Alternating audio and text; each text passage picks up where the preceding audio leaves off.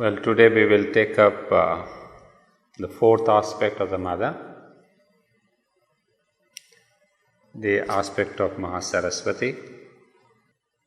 Let me read a couple of lines before we go into the details. Mahasaraswati is the mother's power of work and her spirit of perfection and order. The youngest of the four, she is the most skillful in executive faculty and the nearest to physical nature. Maheshwari lays down the large lines of the world forces. Mahakali drives their energy and impetus. Mahalakshmi discovers their rhythms and measures. But Mahasaraswati presides over the detail of organization and execution, relation of parts and effective combination of forces, and unfailing exactitude of result and fulfillment. Well, that's the general introduction to this fourth aspect, which is interestingly described as the youngest of the four.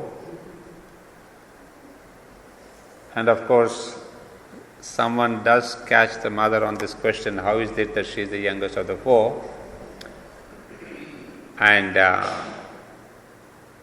so there is an answer here. That's on page 110 in this book, if you have this book, 110. So after reading the first couple of lines, the mother explains, in the order of manifestation, she was the last. It's a very interesting thing, how Mahasaraswati is the last, but we'll see, she explains this. And in her special nature, in the quality of her vibration, she is very close to even little child. She likes young people, children, things in the making, which have a long way before them to be transformed and perfected. She likes the activities of the young. She is the youngest in nature and the last to manifest. We have two things here. One is she is very close to the young people. So I think many of us or most of us here may not be qualified for that. So, young at heart. Well, not only young at heart, as she says, making it clear, which have a long way before them to be transformed and perfected. So not only young at heart, but your body and vital and mental also should be ready to be transformed, because she wants to transform and she wants to see us work. However, there are two things, as I said. One is her closeness to the young and the children. And she is the youngest in nature and the last to manifest. So that's interesting, that how she is the last to manifest. And for that, I think we have an explanation here from Sri Aurobindo, who says Maheshwari lays down the large lines of the world forces, Mahakali drives their energy and impetus, Mahalakshmi discovers their rhythms and measures, but Mahasaraswati presides over the detail of organization and execution, relation of parts and effective combination of forces, and unfailing exactitude of result and fulfillment.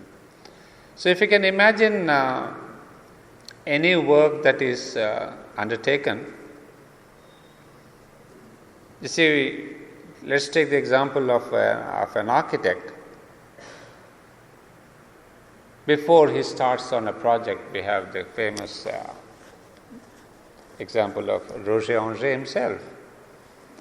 we have seen his correspondence with the mother and his talks with the mother, how for hours together they would first discuss and see what would be the concept. Or Sri says, the large lines of the world forces. So it's obviously always the concept precedes. So once that concept is given, then comes the next line of action. So similarly, there's a kind of a sequence of happening. First the concept comes in, then Mahakali drives their energy and impetus, then Mahalakshmi discovers their rhythms and measures. You see, this is all stage of slowly they are getting manifested from the extreme subtle level of idea, or Sri Aurobindo calls the real idea. Then slowly, as an architect first conceives the plan, then he would call in the workers and say, hey, each one of you, the carpenter, the mason, the contractor and all that.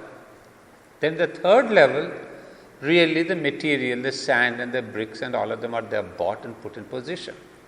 So you see, the idea goes through phases and stages before it comes down onto the physical material level. So similarly, in the making or in the manifestation of this universe, Maheshwari is obviously the first one, because she gives you the concept, the idea. Then Maheshwari gives the energy. Mahalakshmi sort of further gives the details of the plan, in what measures, in what way, and in what time. And ultimately, when it comes down to the physical level, there is Mahasaraswati. So that's why in the sequence of manifestation itself, Mahasaraswati is last, because manifestation on the material level comes as the last point. So following this sequence, she is definitely the last. So we have that last stage. And also, there's another interesting detail, that she, Mahasaraswati, presides over the detail of organization and execution. See, now we understand, in one place I read, I don't remember now where the mothers would say, the more you get into the details of organization, the more there is the possibility of that thing becoming a reality. So that's why in any project, you should work out to the last details.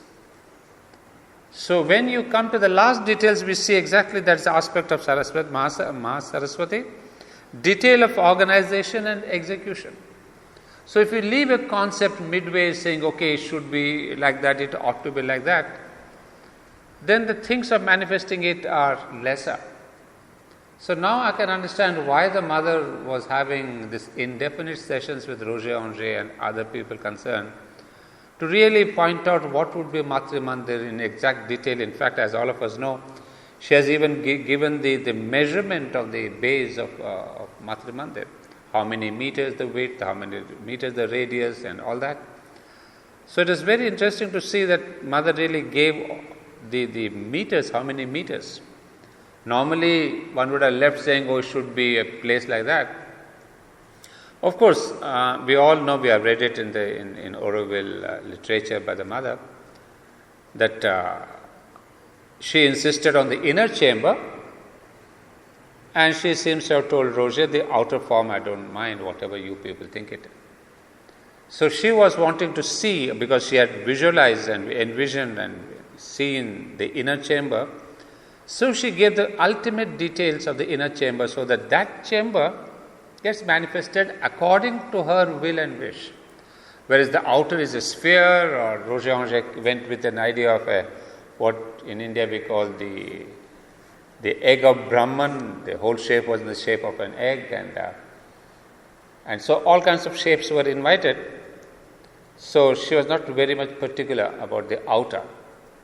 So what I want to say is that mother's execution, we see this aspect immensely. And of course, I'll read out a few other instances where this aspect of Mahasaraswati is very prominent in the working of the ashram. You see, if she really presided over the making of the ashram, it is this aspect that is most important. And that's what she wanted to do with Auroville, but Auroville being very new, she could not perhaps lead it on a day-to-day level. She gave mostly what in our language we would see the Maheshwari aspect, not more the Mahasaraswati aspect, with details of organization and execution. Mahalakshmi aspect with rhythms and measures, and a very few details of the organization and execution, because she left it for the future of Auroville, because Auroville itself has to evolve and go through the time phases. So she left it to the bosom of the future. But in the ashram, she had all the time to go into the details. So I have brought you a lot of examples to see what are these details. I'll take them up a little later. Let me go through one more reading. Again on page 187 of this volume, on the mother with the mother's comments. On page 187, there's an interesting conversation. What do Mahasaraswati and Mahalakshmi look like? What? What do they look like? My child, you must see them. When you see them, you will know. The aspect is different in each case, according to the people to whom she shows herself, according to the work she does, not the one seen in this body. Are the images we see of Mahasaraswati true? Oh Lord, laughter. When a very small child tries to make someone's portrait, does it resemble that person? It is very much like this. Sometimes worse, because the child is frank and sincere, whereas the one who makes the images of the gods is full of fixed notions and preconceived ideas. Or else of all that others have said about the subject and of what has been written in the scriptures and what has been seen by people. And so, he is bound by all that. At times, from time to time, there are artists who have an inner vision, a great aspiration, a great purity of soul and of vision, who have made things which are reasonably good. But this is extremely rare. And generally, I believe it is almost the opposite. I have seen some of these forms in the vital and mental worlds, which were truly human creations. There is a force from beyond which manifests. But in these triple worlds of falsehood, truly, man has created God in his own image, more or less. And there are beings which manifest in forms which are the result of the formative thought of man. And here you see, it is truly frightful. I have seen some of these formations. Silence. And all this is so obscure, so incomprehensible, inexpressive. Some of the gods are more ill-treated than others. For example, that poor Mahakali, you know what things are done to her. It is so frightful. It is unimaginable. But this form lives only in a very low world. Yes, in the lowest world, vital. And what it possesses of the original being is something. A reflection so remote from the origin that it is unrecognizable. However, usually, it is this that is attracted by human consciousness. And when an idol is made, you see, and the priest brings down a form, when the ceremony takes place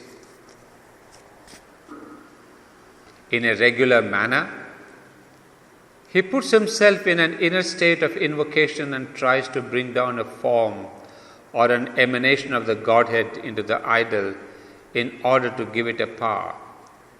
If the priest is truly a man with the power of invocation, he can succeed. But usually, there are exceptions to everything. But usually, these people have been educated in the common ideas according to tradition. And so, when they think of the Godhead whom they are invoking, they think of all the attributes and appearances that have been given to it. And the invocation is usually addressed to entities of the vital world, or at best to those of the mental world, but not to the being itself. And it is these small entities which manifest in one idol or another. All these idols in some temples or even in families, some people have their little shrines, in their homes and keep an image of the Godhead they worship. These entities manifest in them. Sometimes the consequences are rather unfortunate, for these forms are precisely so remote from the original Godhead that they are awkward formations. Some of those Kalis they worship in certain families are veritable monsters. I can tell you, believe me, that I have advised some people to take the statue and throw it into the Ganges in order to get rid of a thoroughly disastrous influence. In fact, this has succeeded very well. Some of these are unlucky presences. But this is man's own fault. It is not the fault of the Godheads. It would be wrong to put the blame on the Godheads. It is man's fault. He wants to fashion the gods in his own image. Some who are wicked make them still more autocratic, and those who are nice make them still more nice. That is, men have magnified their own defects a little more. That is 1954. So I think we have read some portions of this before too. But what's important we see about the Godheads, the forms, it is really depending on the culture and the tradition. Human beings have imagined, sometimes caught a vital spirit, can sometimes caught a mental concept. But there are very, very few cases, as she says, depending on the person and the sculptor, who could have gotten the true form. Well, the other thing that I would like to add is the mother also would put it this way, that in fact it's there in the Gita too, that when we have a vision, a dream vision or a semi-vision in whatever manner,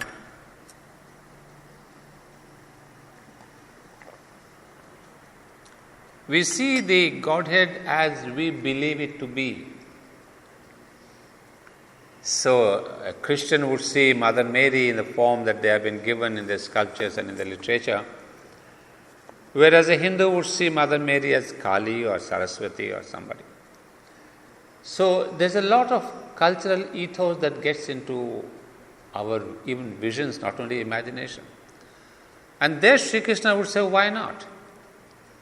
The divine appears to all of us as we are not used to, the word is wrong, but we are accustomed to in our tradition and in our culture. Because say suddenly I see a Godhead whom I don't even recognize.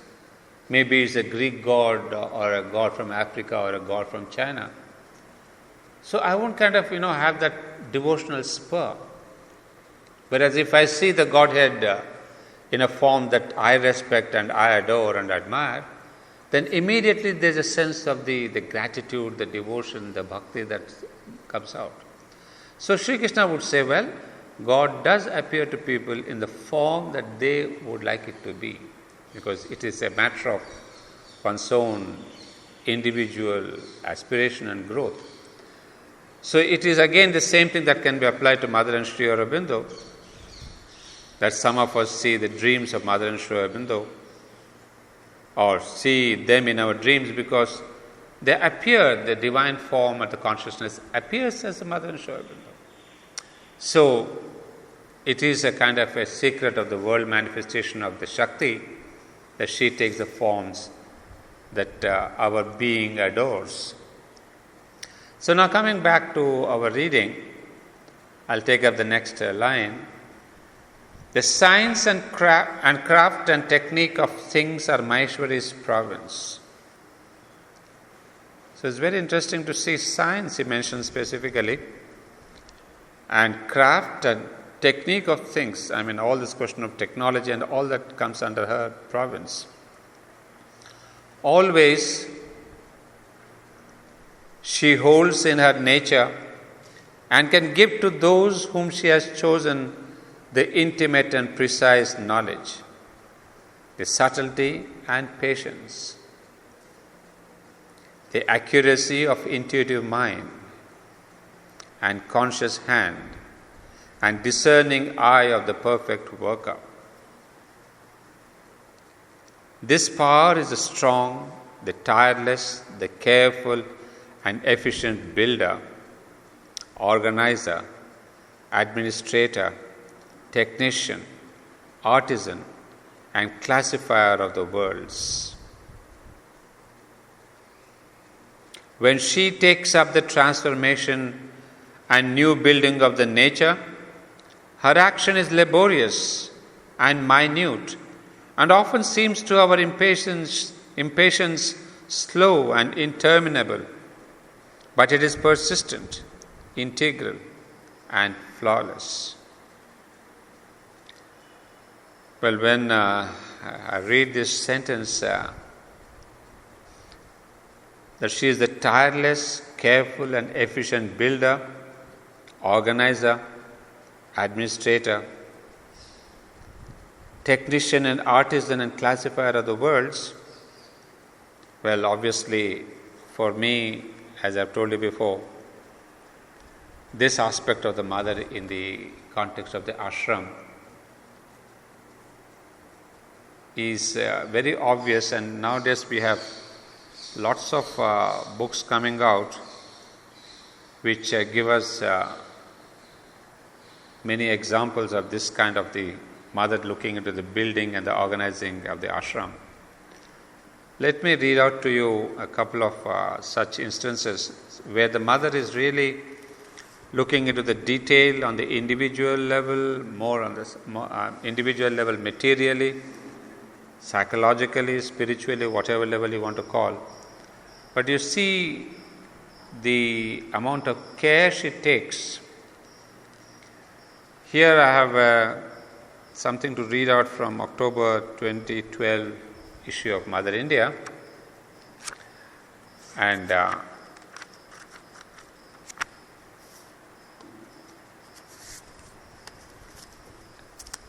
that's on page 845.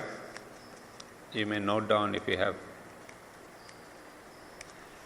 You see, this is an article by a lady called Pramila Devi, which was originally written in Bengali but subsequently translated, and we have a print of that in this issue. You see, Pramila Devi was given charge of one of the boardings in the ashram, Junjun home.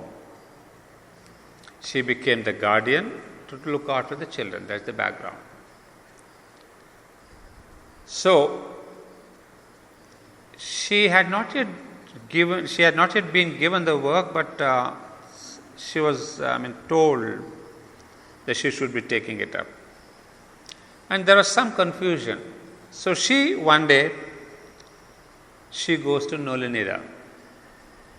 That evening I went to see Nolinida. I was a bit embarrassed because it was late.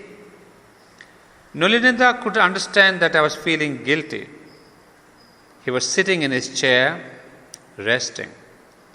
On seeing me, he asked in a tone mixed with affection and authority, "Why is it that you had to be called so many times today?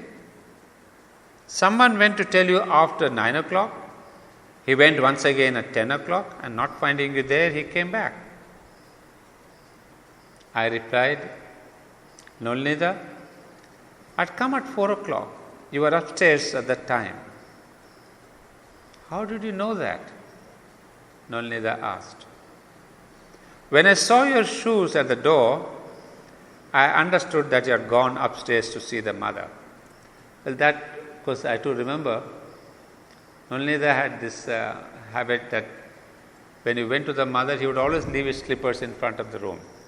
So you don't have to go and see if he is inside or call him. By seeing the slippers, you know that he is in or out of the room. So the lady says, "I have seen your slippers there, so I thought, I'm sure you went up to the mother." And this is what is beautiful, I wanted you to see. "This pair of shoes belong to Sri Aurobindo," said Nolinida with a sweet smile, looking down at his feet. You know, you have of course in Sakar you will see Sri Aurobindo sitting and they have a pair of slippers. Tomorrow you will see that when you come to Sakar. And these slippers are called actually in Bengali nagras. Nagras, as the note says, a kind of shoes which are open at the back. It's not a sandal, but the back is open, the front is like a shoe. So Nolinida was given a pair from Sri Aurobindo. So he says, "This pair of shoes belong to Sri Aurobindo." Lowering my head, I looked at those nagras and said, "They are very beautiful." Nolinida stood up. He placed both his hands on his own head and told me, now this is the place I want you to see.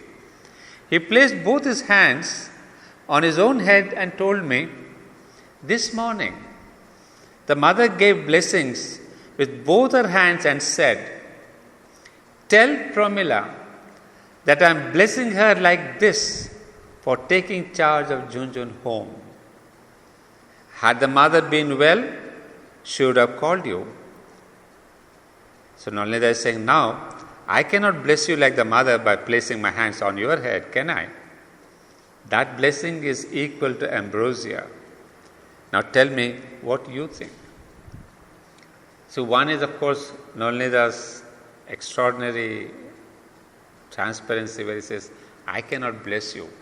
Because the mother, and you see how beautiful the mother is placing her hands on Nolinida's hands and telling Nolinida, "Tell Pramila that this is how I am blessing." She is literally showing her action. It's not just verbally tell Pramila to take a Junjun home. See, that's how, this is what really touched us. And you can imagine Nolinida telling so truthfully, honestly, with such great transparency, and not bringing the smallest of his personal ego. He could have touched the lady's hand and said, "This is how the mother blessed." But he says, "No, I can't do that." So mother took care and said, "Tell Pramila that I am blessing her like this for taking charge of Junjun home." And then, of course, there's a question answer, and Nolinida says, "Well, I'll tell this to the mother." That is one little detail of how the mother took care of person's psychology. You see, she did not really order, as we say normally, that mother told, mother ordered. But one of these instances is that. And then you see here, I brought you a couple of examples from this very latest volume called More Answers from the Mother. That's a gem of a book, especially if you want to see mother's administration and the builder, the organizer, the artisan, the classifier. Of course, you can read the whole book, but today I'm going to give you some instances where this aspect of Ma Saraswati is very prominent.